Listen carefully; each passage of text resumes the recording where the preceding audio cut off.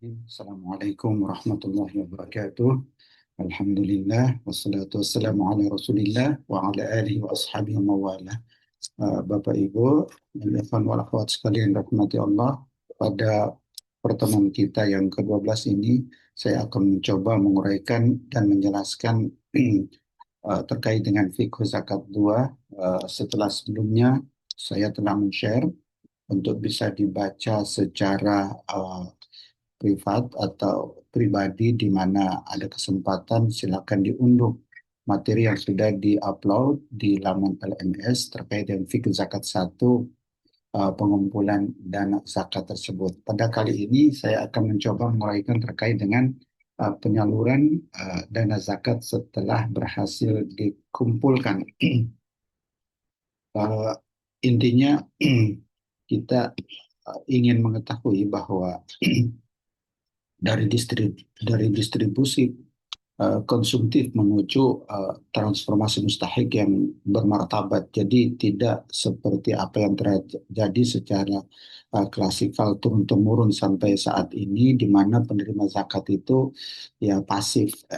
Tapi kita ingin tingkatkan performannya menjadi mustahik yang bermartabat, yang bisa berubah bahkan menjadi seorang muzaki yang tadinya penerima zakat, bahkan dia menjadi seorang muzaki.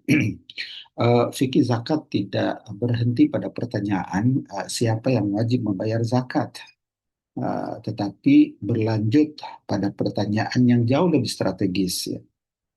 Kepada siapa zakat itu disalurkan, dalam bentuk apa, dengan mekanisme apa, dan bagaimana zakat itu benar-benar mengangkat martabat mustahik. Dalam konteks inilah kemudian materi zakat kedua, dalam arti penyalurannya, menjadi sangat urgen. Zakat bukan sekadar bantuan sosial keagamaan yang seperti kita pahami selama ini, tetapi dia menjadi instrumen ibadah. Dalam waktu yang sama, keadilan sosial tercipta, kemudian distribusi kekayaan, perlindungan kelompok rentan, dan pemberdayaan umat.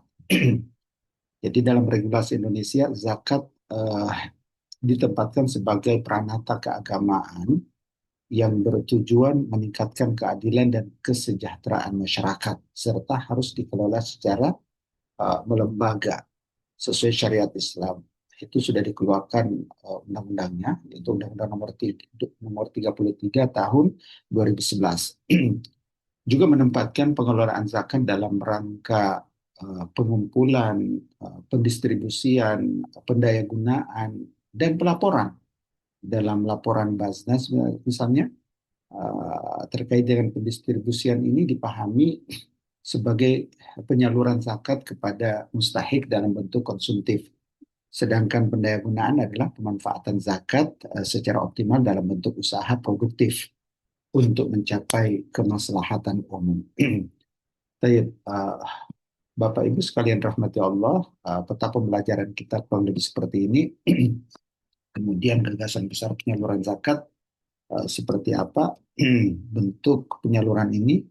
Jadi yang perlu kita ketahui secara fikih, penyaluran zakat itu disebut dengan tauzi'uz zakat. Kalau yang paham literatur bahasa Arab, ya dia dibahasakan sebagai tauzi'uz zakat, ya. Penyaluran atau distribusi. Sorfuz zakat, tablikuz zakat, limustahiqiha. Proses pengalihan dana, proses pengalihan dana atau harta zakat kepada pihak yang berhak menerima zakat sesuai ketentuan syariah. Jadi intinya penyaluran zakat adalah isalul haq ila mustahiqiha. Isalul haq ila mustahiqiha. Menyampaikan hak kepada yang memang berhak untuk menerimanya.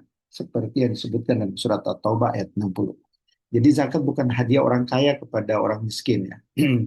Tetapi yang biasanya ada, ya, muncul dalam hati orang-orang kaya bahwa ini sekalian apa, ketulusan dia, kebaikan hati dia kepada orang miskin. Bukan sekedar itu, tapi itu adalah hak mustahik yang Allah titipkan dalam harta muzaki. Wa fi amwalihim haqqun ma'lum lisail wal mahrum.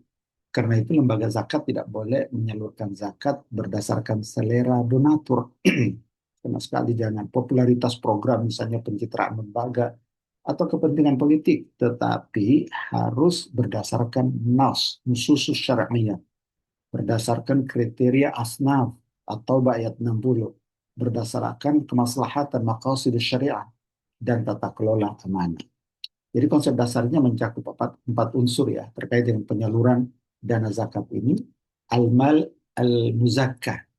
Ada empat unsur. Al-mal al-muzakka, dana atau harta zakat yang dihimpun. Kemudian al-mustahiq, penerima yang masuk salah satu dari 8 asnaf surat At-Taubah ayat 60. At-tamlik atau al-intifa. At-tamlik atau al-intifa, pemberian hak, milik, atau manfaat kepada mustahik sesuai bentuk program. Nah, kemudian al-maqasid, tujuan syariah berupa pemenuhan kebutuhan, penyelamatan jiwa, penguatan agama, kemandirian ekonomi, dan keadilan sosial. Sedikit saya singgung terkait dengan perspektif kontemporer ya. Kalau perspektif kontemporernya terkait dengan penyaluran dana zakat ini dibagi menjadi dua bentuk besar: pendistribusian konsumtif dan pendayagunaan produktif. Distribusi konsumtif dan pendayagunaan produktif. Pendistribusian konsumtif ini diberikan untuk kebutuhan segera yang mendesak seperti pangan, biaya kesehatan, bantuan darurat, pelunasan hutang mendesak, orang yang terkena bencana alam, tsunami dan sebagainya. Kalau pendayagunaan produktif itu diberikan agar mustahik memiliki daya hidup jangka panjang dalam bentuk modal usaha ya, atau bisa juga dalam bentuk alat kerja, mesin, eh, pelatihan juga bisa, ya, daurah, peningkatan kafaah skill, pendampingan akses pasar, dan beasiswa berbasis peningkatan kapasitas. Jadi basnya sendiri itu menggunakan istilah pendistribusian untuk penyaluran konsumtif dan pendayagunaan untuk pemanfaatan produktif. Kita bisa ambil dalil yang sudah saya sebutkan di atas tadi, surat At-Taubah ayat 60. Innamas shadaqatu lil fuqara wal masakin wal 'amilina 'alaiha. Di sini perlu saya garis bawahi terhadap ayat yang sudah populer di telinga kita ini, bahwa ayat ini adalah fondasi utama. Tampilkan ayatnya, innamas shadaqatu lil fuqara wal masakin wal 'amilina 'alaiha. Ayat ini fondasi utama fikih penyaluran zakat. Kata innama dalam bahasa Arab menunjukkan pembatasan, lit tahdid, innama, innamal a'malu binniyat. Jadi amal itu ditentukan oleh niat. Dalam dalam ayat ini, innamal sadaqat menunjukkan makna pembatasan bahwa zakat wajib hanya boleh disalurkan kepada 8 asnaf yang disebutkan dalam ayat ini. Nah, karena itu zakat berbeda dengan infak, beda dengan sedekah. Secara umum, infak dan sedekah bisa disalurkan untuk hampir semua kebaikan, dalam bentuk kebaikan apa saja. Bisa dalam bentuk senyum, bisa dalam bentuk memberikan nasihat kalau yang sedekah ya. Sedangkan zakat terikat pada asnaf tertentu dan kelompok tertentu. Jadi kalau kita artikan secara Qurani, diperuntukkan bagi 8 golongan sebagai kewajiban dari Allah, faridatan min Allah. Kalau kita baca ayatnya secara lengkap ya, faridatan min Allah. Kalau faridatan min Allah berarti ya fardu sama dengan fardunya wajib gitu, tidak boleh dianggap remeh. Kemudian juga ayat yang sering kita dengar, khudh min amwalihim shadaqatan tutahhiruhum wa tuzakkihim biha. Ini masih dalam surat At-Taubah juga. Khudh min amwalihim shadaqatan tutahhiruhum wa tuzakkihim biha. Ayat ini dalam surat At-Taubah juga ayat 103, zakat sebagai penyucian. Ambillah zakat itu dari sebagian harta mereka, dengan zakat itu engkau membersihkan dan mensucikan mereka, membersihkan diri kalian dari sifat kikir dan membersihkan harta dari hak orang lain. Serta doakanlah mereka. Sesungguhnya doamu, khudh min amwalihim shadaqatan tutahhiruhum wa tuzakkihim wa shalli 'alaihim inna salataka sakanun lahum. Ya, ayat lengkapnya seperti itu ya. Doakanlah mereka, sesungguhnya doamu menjadi ketentraman bagi mereka. Allah mendengar lagi mengetahui. Jadi ayat ini ya menunjukkan bahwa zakat itu memiliki dimensi tathhir, tathhir pembersihan dan tazkiyah. Tathhir dan tazkiyah, penyucian, pembersihan, uh, purifikasi gitu ya, mempurifikasi, membersihkan harta, mensucikan jiwa, memperbaiki relasi sosial dan menghadirkan ketentraman. Baik dalam diri kita secara pribadi, kita tenang, kita tertunaikan kewajiban, maupun secara komunal, sosial masyarakat, merasa tenang karena ada yang mengcover yang susah dan sebagainya. Dan kalau ada masyarakat yang selalu diberdayakan dengan melalui skema zakat, sedekah dan infak ini, insya Allah masyarakat itu akan tentram, tidak ada yang saling iri, tidak, mereka akan saling menjaga. Kalau ada orang lain yang masuk ke komunitas itu ingin merusak, ingin merampok, mereka ya orang-orang yang miskin di sekitarnya itu akan menjaga orang kaya yang ringan tangan memberi kepada mereka, saling menjaga. Kemudian juga ayat Al-Quran, "Qila yakuna dulatan bainal aghniya'i minkum." Ini di dalam surat Al-Hasyr ya, terkait dengan distribusi kekayaan, agar harta itu tidak hanya beredar di antara orang-orang kaya di antara kalian. Ayat ini sering juga dijadikan landasan maqasid distribusi kekayaan. Zakat hadir agar kekayaan tidak membeku di tangan kelompok tertentu, kelompok pemodal, kelompok orang kaya, tetapi mengalir kepada kelompok lemah secara adil dan berarah. Mengalirnya itu dipandu oleh nas, sehingga tidak ada clash dan tidak ada hasad, iri dan sebagainya. Kalau kita melihat hadis Nabi setelah ayat-ayat tadi itu, ada hadis yang diajarkan oleh Nabi Shallallahu Alaihi Wasallam yang disampaikan kepada Mu'adz bin Jabal ketika beliau diutus ke Yaman. Dan Nabi Shallallahu Alaihi Wasallam ba'atha Mu'adzin radhiyallahu anhu ila Yaman faqala fa'alimhum, jika mereka sudah paham bahwa mereka harus beriman kepada Allah, malaikat, rukun imannya, maka a'limhum, maka ajarkan mereka bahwa Allah mewajibkan untuk menjalankan salat, mengeluarkan zakat, berpuasa. Mengeluarkan zakat ini ya diambil dari orang kaya di kalangan mereka dan didistribusikan kepada orang miskin papa yang ada di kalangan mereka. Jadi ini landasan historis terkait dengan kewajiban purifikasi harta sekaligus zakat ini. Hadis ini menunjukkan 3 prinsip besar zakat yang diambil dari orang yang mampu dan dikembalikan kepada kelompok yang lemah, yang papa. Dan idealnya memperhatikan konteks lokal masyarakat tempat zakat tersebut dihimpun. Riwayat ini tercantum dalam Sahih Bukhari. Jadi seperti itu landasan dalilnya. Kita coba lihat konsep fikih penyaluran dana zakat ini. Kalau konsepnya seperti ini luar biasa, di mana sangat terarah dan termanage dengan baik sekali. Dan inilah pentingnya ar-riqabah syar'iyah ya. Dan juga ya ar-riqabah syar'iyah agar supaya tugas tersebut berjalan sesuai dengan koridornya. Ada sedikit perkataan ulama terkait dengan zakat ini, seperti Ibnu Taimiyah, ya.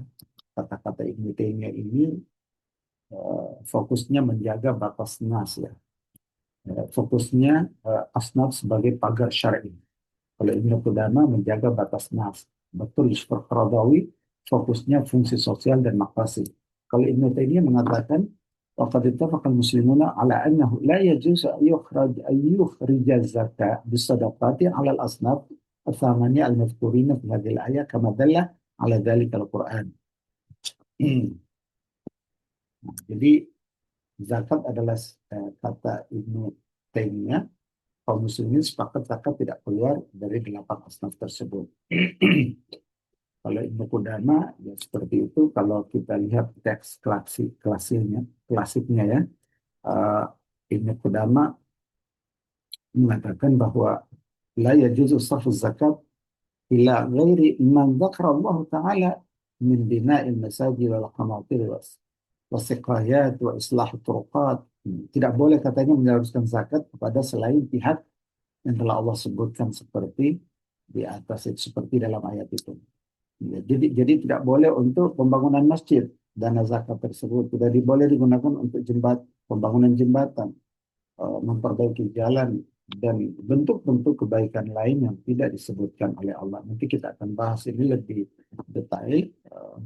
Jadi pernyataan ini dinukil dari kitab Al-Mughni karya Imam Ibnu Qudamah.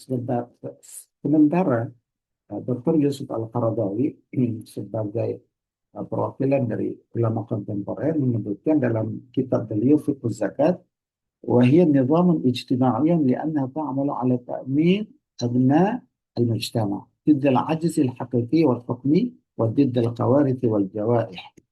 Jadi beliau mengatakan dalam kitab fikih zakat beliau itu, zakat adalah sistem sosial karena ia bekerja menjamin anggota masyarakat dari kelemahan nyata maupun hukmi, dari bencana dan musibah serta mewujudkan solidaritas kemanusiaan. Jadi Dr. Al-Qaradawi ini menyampaikan dan menempatkan bahwa zakat bukan hanya sebagai ibadah individual semata, tetapi sebagai sistem sosial ekonomi yang melindungi masyarakat dari kemiskinan, bencana, ketimpangan, dan keterputusan sosial. Bapak Ibu sekalian rahmati Allah, kalau kita lihat konsep fikih penyaluran zakatnya ini sangat aktif sekali. Mal zakah, harta yang akan dizakati, kemudian yang akan menyalurkan amil amanah, validasi asnaf, objek yang akan disalurkan itu harus divalidasi dulu, kemudian bentuk penyalurannya seperti apa, ada yang konsumtif, ada yang produktif, kemudian dampak mustahil itu ketika menerima zakat tersebut, ada yang rutin, ada yang terputus, dampaknya seperti apa. Jadi ya kalau kita simpulkan zakat itu bukan hadiah tetapi hak mustahik, sehingga kita harus sadar, merelakan, bahkan berusaha untuk memenuhi hak-hak mustahik tersebut yang ada dalam harta kita. Bentuk penyalurannya boleh fleksibel, asnaf tetap terikat nas ya. Pendayagunaan harus memuatkan kebutuhan dasar dan kemandirian. Syarat sah dan etis penyaluran zakat ya mustahiknya harus sah, masuk 8 asnaf, bukan asumsi umum. Jangan dipaksa-paksain ini masuk ke fakir miskin enggak, tapi harus divalidasi dulu, kemudian tamlik manfaat jelas ya, hak atau manfaatnya sampai kepada penerima itu. Yang diwakilkan kemudian ternyata nggak sampai kepada penerima. Kemudian kebutuhan prioritas diperhatikan juga, makanya perlu pemetaan dan validasi, harus disurvei langsung, darurat didahulukan sebelum program produktif ya. Bebas konflik tentunya tabel dan dampaknya terukur. Baik, Bapak Ibu sekalian, rahmati Allah, Anda terkait dengan inovasi bentuk penyaluran ini penting sekali di era modern seperti ini. Jadi zakat itu bukan sekadar sudah begitu tersalurkan, sudah selesai kewajiban kita, tapi harus tepat asnaf ya. Harus tepat bentuk ya, tepat asnafnya, objeknya itu yang 8 asnaf disebutkan dalam Al-Quran itu tepat juga bentuknya dan berdampak. Ini pentingnya inovasi dalam penyaluran zakat tersebut. Kalau kita klasifikasikan Saya ingin menjelaskan sedikit terkait dengan inovasi yang dimaksud di sini. Bukan berarti menabrak rambu-rambu yang sudah ditetapkan ya, sabit di dalam syariat. Jadi prinsip inovasi itu eh, zakat boleh ya. Jadi penyaluran zakat itu boleh dilakukan selama tidak mengubah penerima zakat yang telah ditetapkan syariat. Jadi dengan berlandaskan surat At-Taubah ayat 60 itu, kaidah yang digunakan adalah at-tawabit fil maqasid wal masarif wal muruna fil wasail wal aliyat. Ini ada kaidah umumnya sehingga kita tidak terperangkap dengan dasar inovasi melabrak uh, syariat. At-tawabit fil maqasid wal masarif wal muruna fil wasail wal aliyat. Apa maksudnya? Prinsip dan sasaran zakat itu bersifat tetap sabit, hal yang sabit sesuai dengan nas rujukannya. Sedangkan sarana dan mekanisme penyaluran itu bisa berkembang, bisa diatur. Artinya asnaf tidak boleh diubah, tetapi cara menyalurkannya boleh dilenturkan, boleh disesuaikan. Seperti apa misalnya transfer digital. Transfer digital itu salah satu wasail untuk era kontemporer ya. Voucher pangan, klinik gratis, beasiswa, inkubasi UMKM, pelatihan kerja, daurah, program desa berdaya. Itu semua wasail wal aliyat yang sifatnya muruna, fleksibel. Hingga sistem data mustahil berbasis digital. Data jadi sampai sistem data mustahil itu berbasis digital. Jadi kalau kita klasifikasikan inovasi penyaluran zakat ini seperti dia konsumtif darurat. Kalau kelas dalam aspek konsumtif darurat, bentuknya bantuan langsung untuk kebutuhan pokok. Sembako misalnya, uang tunai misalnya, sembako bagi yang nyari makan besok, untuk makan besok nyari sekarang, disalurkan sembako. Uang tunai, uang tunai beri yang yang berutang misalnya jatuh tempo, kasih uang tunai untuk dia gunakan bayar utang tadi. Obat bagi yang sakit dan biaya kontrakan darurat. Jadi catatan fikihnya terkait dengan konsumtif darurat ini tepat untuk fakir miskin, ibnu sabil, korban bencana yang masuk asnaf. Jadi seperti itu pemetaannya. Kalau kita klasifikasikan secara detail, misalnya lagi konsumtif strategis. Konsumtif strategis ini bentuknya ya, bantuan kebutuhan dasar juga yang berdampak jangka menengah. Kalau yang tadi itu darurat itu jam uh, uh, segera gitu ya, darurat.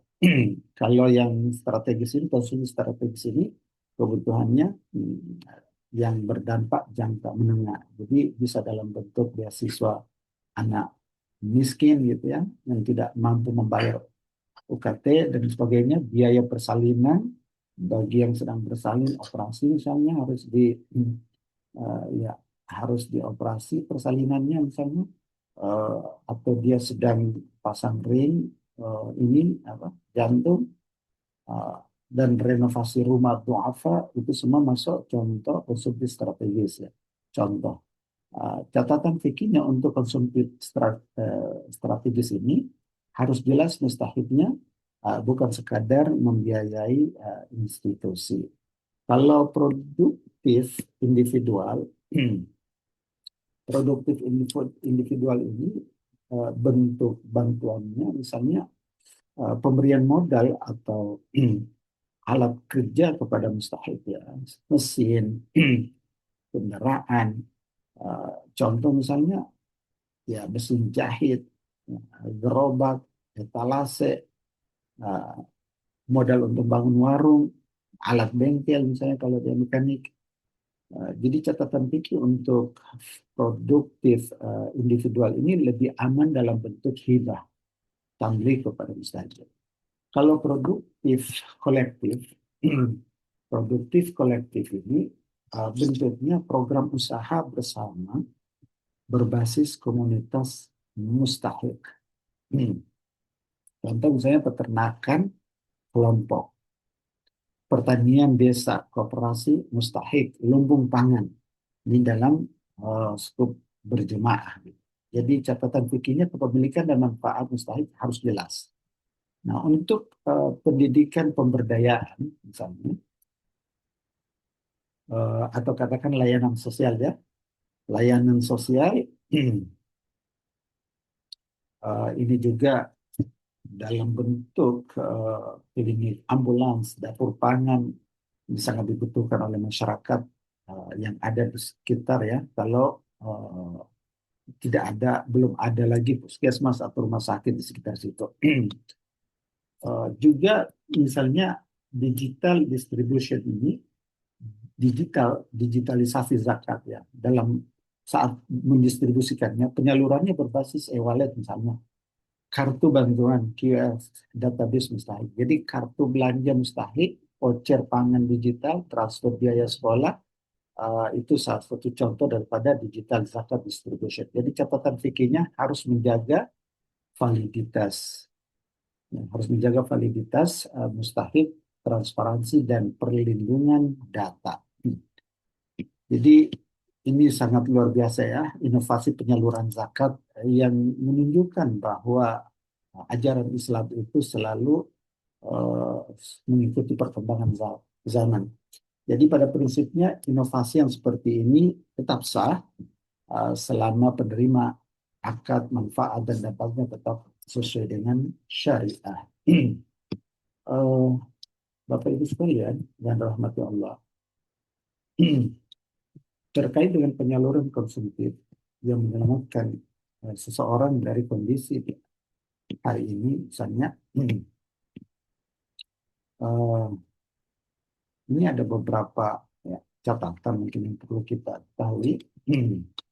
Bentuknya bisa dalam bentuk pangan, ini jelas sekali ya. Jadi uh, penyaluran zakat setelah terkumpulkan dalam hal-hal yang terkait dengan konsumtif itu bentuknya sangat jelas ya, dalam bentuk paket pangan, bantuan obat dan seterusnya, dan juga tepat untuk para asnaf yang sudah ditentukan, dan sebagai catatan uh, controlling, tidak semua korban otomatis mustahik ya, perlu verifikasi asnaf dan kebutuhannya. Jadi itu saja sebagai catatannya sehingga tetap on the track penyaluran tersebut. Penyaluran produktif membangun hari esok. Intinya dana zakat itu diarahkan menjadi sumber penghasilan berkelanjutan bagi mustahik. Jadi ya, intinya berdaya ya, memberdayakan para mustahik. Baik. Sedikit saya tambahkan juga di sini terkait dengan zakat produktif ya, bahwa yang dimaksud dengan zakat produktif itu yang sudah dijelaskan di atas, bahwa skema penyaluran zakat yang tidak hanya memenuhi kebutuhan sesaat, tetapi diarahkan untuk menghasilkan pendapatan berkelanjutan bagi mustahik. Nah, Baznas sudah menjelaskan bahwa zakat produktif biasanya diwujudkan dalam bentuk modal usaha, alat kerja, pelatihan, daurah, atau pendampingan usaha sesuai dengan potensi mustahik. Dengan bahasa sederhananya, zakat produktif ini adalah zakat konsumtif membuat mustahik bertahan hidup.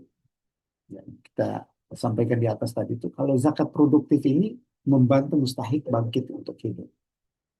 Kalau zakat konsumtif membuat mustahik bertahan hidup karena dalam situasi emergensi, tapi kalau zakat produktif ini membantu mustahik untuk bangkit hidup, berdaya guna, dan seterusnya. Namun zakat produktif, ya, sebagai catatan tidak boleh mengabaikan kebutuhan dasar yang sudah diundang-undangkan ya di nomor 23 tahun 2011 terkait dengan zakat dapat didaya gunakan untuk usaha produktif dalam rangka penanganan fakir miskin dan peningkatan kualitas umat, dan penggunaan produktif dilakukan apabila kebutuhan dasar mustahik telah terpenuhi.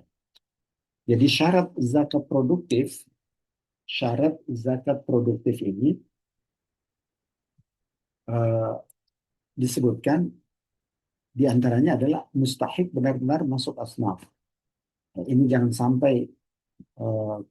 jangan sampai hmm, terlalaikan. Mustahik benar-benar masuk asnaf, terutama fakir miskin,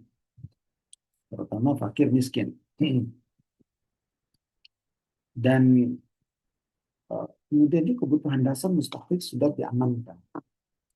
Minimal pangan, sandang, tempat tinggal, pendidikan dasar, dan kesehatannya itu aman. Kemudian juga uh, boleh menyalurkan zakat ke hal-hal yang produktif jika uh, ada kemampuan atau potensi usaha, bukan memaksa semua mustahik menjadi pengusaha. Harus ada potensi dari mustahik itu. Tidak boleh dipaksa dan seterusnya. Jenis usahanya itu halal, tidak terkait riba, judi, khamar, ini juga penting. Jangan karena prospektif usaha itu uh, yang halal, yang ada unsur ribawinya, atau bahkan perjudian di situ sudah tidak lagi atau sudah diabaikan misalnya. Ada tamlik atau kepemilikan manfaat yang jelas bagi mustahik. Kemudian ada pendampingan karena modal dapat, pembinaan sering habis untuk konsumsi. Harus ada pendampingan. Modal tanpa pendampingan biasanya sering habis untuk konsumsi dan akhirnya tidak berdampak. Ada pengendalian risiko, mitigasi ya, misalnya pencatatan sederhana, mentor, akses pasar, dan evaluasi. Kemudian juga tidak berubah menjadi utang yang memberatkan mustahik. Jadi itu syarat-syarat boleh disalurkannya zakat kepada yang produktif ya, zakat produktif ini. Produk penyaluran zakat produktif kontemporer ini bisa kita lihat ya, bisa kita lihat misalnya dalam program mustahik naik kelas ya. Targetnya fakir miskin usia produktif ya, bentuknya itu bisa dalam bentuk modal hibah, alat usaha pelatihan, mentor, monitoring ya, monitoring 12 bulan. Outputnya mustahik memiliki pendapatan stabil. Indikator suksesnya apa? Pendapatan naik, anak tetap sekolah, utang konsumsi turun, tabungan mikro terbentuk. Insya Allah. Jadi sangat luar biasa uh, peningkatan atau perkembangan terkait dengan penyaluran zakat ini. Kalau kita baca lagi ya, di era kontemporer ini ada istilahnya program warung berkah mustahik, program Zefam ternak dan pertanian mustahik, ya, program skill to income, program Gharim Recovery Center. Insya Allah. Program Gharim Recovery Center ini targetnya mustahik yang terlilit utang halal. Nah, jadi bentuknya itu audit utang, negosiasi dengan kreditur, pelunasan sebagian, literasi keuangan, pelatihan usaha. Nah, contoh misalnya pasien miskin berutang biaya operasi, pedagang kecil bangkrut karena kebakaran, kan? Keluarga miskin terjerat pinjaman konsumsi pokok.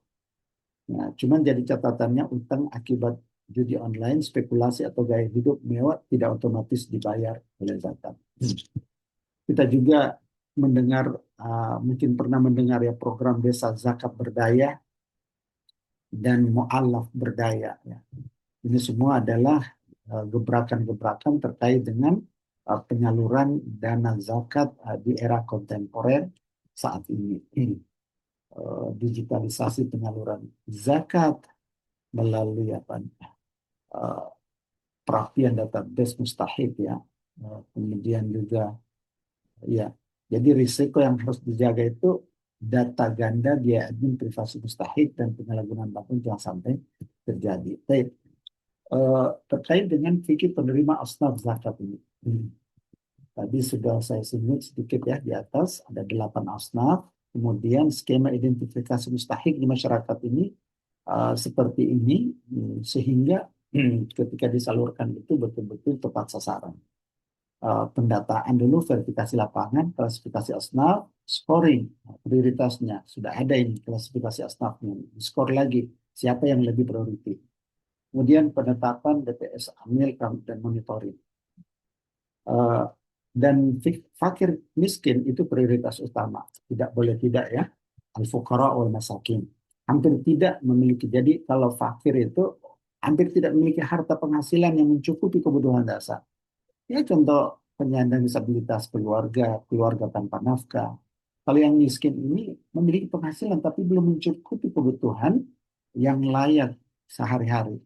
Buruh harian misalnya, ya tetap aja dia terus kekurangan kalau pas anak sakit atau ya anaknya sakit atau anak lagi bayar uang sekolah dan sebagainya. Guna honorer miskin, pedagang kecil dengan banyak tanggungan, mereka ini semua dikategorikan miskin dan menjadi prioritas utama untuk disalurkan zakat. Jadi asnaf lain itu definisi cepat dan contoh realnya itu ya sama seperti disebut dalam Al-Quran. Tetapi yang prioritas sekali itu adalah fuqara wal masakin, karena itu dia diletakkan di awal dalam ayat tersebut.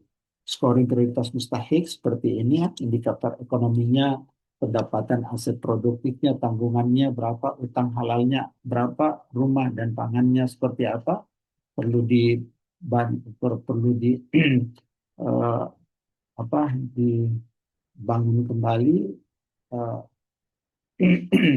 rumah misalnya sudah hampir roboh, tidak layak. Nah, itu semua harus ada indikatornya. Indikator kerentanan misalnya kalau dia seorang lansia, disabilitas, sakit berat, korban bencana, maka dia menjadi prioritas juga. Dan indikator program. Nah, jadi ada indikator ekonomi, indikator kerentanan, dan indikator program. Nah, keputusannya kemudian santunan bantuan strategis modal portfolio ini rujukan lembaga, dirujukan kepada lembaga yang lain. Jadi seperti itu, scoring prioritas mustahik sangat detail sehingga dana itu disalurkan tepat sasaran. Kemudian fikih zakat produktif ya. Eh, zakat produktif, konsumtif, produktif, dan transformasional. Ya. Jadi kalau konsumtif menyelamatkan kebutuhan hari, ini misalnya seorang sangat emergensi, sakit, atau belum makan, atau bayar utang yang sudah jatuh tempo. Kemudian yang produktif membangun pendapatan esok, alat kerjanya, modal skillnya, akses pasar, diberikan daurah, dan seterusnya. Kemudian untuk transformasional, mustahik, aman, mandiri, dan perlahan keluar dari kemiskinan. Jadi ini yang dimaksud dengan produktif ya. Sehingga itu syarat zakat produktif itu eh, ya mustahiknya valid, kebutuhan dasarnya aman, usaha halal, potensi usaha ada, tamliknya jelas, pendampingan wajib, risiko dikendalikan, dan tidak jadi utang memberatkan. Nah, produk zakat ya mustahik, caranya seperti ini supaya bisa naik kelas di seleksi, hibah aset, pelatihan, mentoring, akses pasar, graduasi. Jadi targetnya itu fakir miskin usia produktif dengan potensi usaha yang ada. Jadi outputnya pendapatan naik, hutang konsumtif turun, anak tetap sekolah. Indikator suksesnya itu usaha hidup, kas tetap, kas tercatat, dan keluarga lebih aman. Jadi seperti itu ya. Terkait dengan mitigasi resiko zakat produktif ini harus ada ya supaya tetap aman dalam menjalankannya. Prinsip fikihnya, jika zakat diberikan kepada hibah, jika zakat itu sebagai hibah, mustahil tidak wajib mengembalikan saat usaha gagal secara wajar. Ya. Evaluasi diarahkan pada perbaikan program, bukan menghukum mustahil. Ada beberapa studi kasus sebagai closing, ya, sebagai penutup. dan isu fikih yang muncul terkait dengan penyaluran zakat. Di era kontemporer ini terutama bahwa zakat bukan sekedar tersalur, tapi harus tepat asnaf, tepat bentuk, dan berdampak. Ini ada beberapa studi kasus ya, yang ditemukan di lapangan terkait dengan penyaluran di era kontemporer ini seperti zakat bangun masjid ya. Zakat untuk membangun masjid. Latar belakangnya banyak banyak masjid yang butuh direnovasi. Cuma masalah syariahnya, jumhur melarang zakat untuk proyek umum yang bukan asnaf. Jadi solusi fikihnya seperti apa? Gunakan infak wakaf. Nah, zakat hanya hanya bila terkait langsung dengan mustahik tertentu. Jadi seperti itu solusinya. Ini sering muncul dan ditanyakan oleh masyarakat. Kemudian zakat produktif berbentuk pinjaman atau ya isu terkait dengan penerima asnaf ya, korban bencana orangnya kaya. Tapi kan dia dalam keadaan emergensi, sekaya apapun kalau sudah hancur, hilang kekayaan dia, dia menjadi orang yang uh, fakir, tidak berdaya. Keluarga ada juga penerima dari keluarga sendiri, ambilnya uh, keluarga, masih ada dengan keluarga. Non Muslim yang miskin, nah, ini semua masuk isu-isu kontemporer terkait dengan penyaluran zakat. Kalau zakat untuk non Muslim ini biasanya latar belakang itu karena dia tetangga, misalnya sering kita jumpai di lapangan banyak yang bertanya juga. Ada tetangga non Muslim miskin, saya nggak berikan bersama. Nah, cuman masalah syar'inya kan zakat wajib hanya untuk Muslim, kecuali mu'alaf dalam konteks tertentu ya. Jadi solusi syariahnya seperti apa? Gunakan sedekah atau infak kemanusiaan. Zakat hanya ada pada mu'alaf menurut kriteria. Jadi luar biasa, semua ada solusinya. Ada juga kadang mustahik mendapatkan bantuan double. Gitu. Latar belakangnya banyak lembaga menyalurkan. Dia dapat dari sana, dapat dari sini. Gitu. Nah, masalah syariahnya tidak tepat sasaran. Ya sudah dapat lagi gitu. Yang lain yang nggak dapat, akhirnya jadi korban gitu. Tidak dapat karena sudah diambil orang yang double tadi itu. Jadi solusi syariahnya gimana? Integrasi data, verifikasi, dan monitoring. Integrasikan datanya itu dia sudah menerima di sana, nggak kelihatan, udah nggak boleh lagi terima di sini. Jadi seperti itu ya, peta isu fikih penyaluran kontemporer ini memang sangat berkembang dan dia perlu kehadiran syariat untuk menjawabnya sehingga tidak keluar dari uh, apa yang sudah dipetakan dalam syariat. Ini semua termasuk kasus-kasus yang muncul, renovasi masjid, beasiswa umum, bantuan bencana, pinjol, benggorin, modal wajib kembali, wallet dan sebagainya. Tata kelola penyaluran zakat ini, kalau tata kelolanya kita bisa lihat secara syar'i, ya lihat saja ya. Petanya kurang lebih syar'i atau kemudian operasionalnya SOP-nya itu sesuai, kemudian keuangannya rekening terpisah, dampaknya seperti apa, dan dana zakat harus bisa dipertanggungjawabkan di hadapan Allah. Intinya seperti itu.